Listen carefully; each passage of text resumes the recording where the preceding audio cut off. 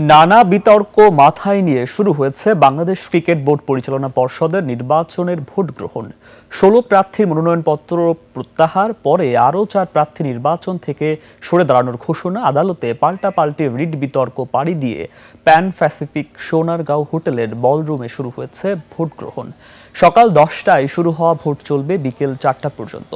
তফসিল অনুযায়ী বোর্ড পরিচালক নির্বাচনের প্রাথমিক ফলাফল প্রকাশ হবে সন্ধ্যা 6টায়। এরপর পরিচালনা পর্ষদের সভায় নির্বাচিত হবেন বিসিবির নতুন সভাপতি ও 2 জন সহসভাপতি। প্যান প্যাসিফিক সোনারগাঁও হোটেলে আছেন আলভি রায়হান। সরাসরি চলে যাচ্ছি তার কাছে। আলভি, নির্বাচনের সার্বিক পরিস্থিতি আমাদেরকে বিস্তারিত জানান। ধন্যবাদ সুকান্ত আপনাকে। আমি এখন দাঁড়িয়ে আছি সোনারগাঁয়ে, যেখানে বহুল প্রতীক্ষিত সেই বিসিবি নির্বাচন শুরু হতে যাচ্ছে। এই নির্বাচন কিন্তু নানান নাটকীয়তা হয়েছে। এই নির্বাচনের মধ্যে আমরা ইতিমধ্যে দেখতে পাচ্ছি যে এখানে নির্বাচনের যত ক্যান্ডিডেট রয়েছে তারা কিন্তু প্রত্যেকে আসছেন, একে একে করে আসছেন এবং ভোট দিচ্ছেন। তারা এখানে এসে ভোট দিয়ে নানান ধরনের তাদের প্রতিশ্রুতির কথা বলছেন। ভবিষ্যতে তারা কি ধরনের প্রতিশ্রুতি দেখাবেন বা কি নিয়ে কাজ করবেন এইসব কিন্তু তারা সবাই বলে যাচ্ছেন। এছাড়াও এখানে কিন্তু আরেকটা ব্যাপার খুবই লক্ষণীয়, সেটা হচ্ছে গতকালকে হচ্ছে আদালত থেকে যে 15 ক্লাবের সদস্যরা নতুন করে আবার নির্বাচন করার সিদ্ধান্ত পেয়েছে, তারাও কিন্তু এখানে আসছেন এবং ভোট করবেন, নির্বাচন করবেন। নির্বাচনে জয়ী হলে তারা কিন্তু নানান ধরনের প্রতিশ্রুতিও দিচ্ছেন।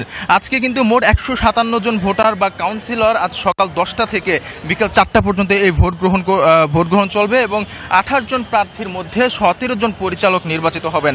আমরা কিন্তু এরই মধ্যে দেখতে পাচ্ছি ক্যান্ডিডেটরা এখানে আসছেন এবং সরাসরি ভোট গ্রহণ করছেন।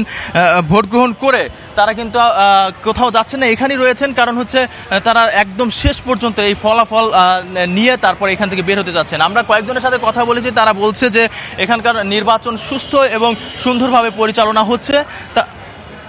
এই সুস্থ নির্বাচন পরিচালনার ক্ষেত্রে তারা খুবই সন্তুষ্ট এবং তারা এরকম নির্বাচনে চেয়েছিল বলেও কিন্তু তারা আশা করেছেন। এছাড়া আমরা আরেকটা ব্যাপার লক্ষ্য করি, সেটা হচ্ছে আইন শৃঙ্খলা বাহিনীর যে তৎপরতা, তারা কিন্তু খুব ভালো, বেশ সুন্দর এখানে পরিচালনা করছেন। আইন শৃঙ্খলা বাহিনীর সাথেও আমরা কথা বলেছি, তারা বলছেন যে এখানে কোনো ধরনের অনৈতিক কোনো কাজ বা নির্বাচন নিয়ে কোনো ঘোলাটে কোনো কিছু করতে চাইলে তারা কিন্তু সেটা সেইভাবে তাদের জন্য করবে, সেটাও কিন্তু তারা আমাদেরকে জানিয়েছেন। এই ছিল আমার কাছে এখান থেকে বিসিবি নির্বাচন নিয়ে সর্বশেষ তথ্য।